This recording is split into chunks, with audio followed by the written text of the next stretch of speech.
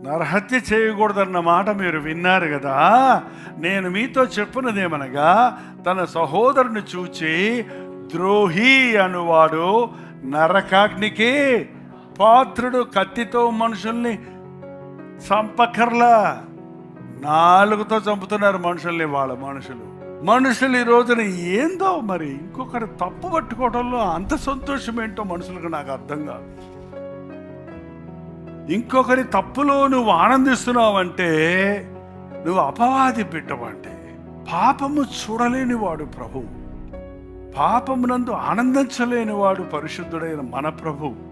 మనం ఆయన బిడ్డలమైతే మరొకరి పాపాన్ని మనం చూడలేమంటే, వాటిని మాట్లాడలేము, వాటిని ప్రచురపరచలేము, వాటిని ఇతరులకు తెలియజేయడానికి ఆశపడం. ఎవరిని మనం జడ్జి చేయొద్దండి. తీర్పు తీర్చటం నా పని అన్నాడు. దేవునికి మొరపెట్టండి, ఆయన మన న్యాయాధిపతి.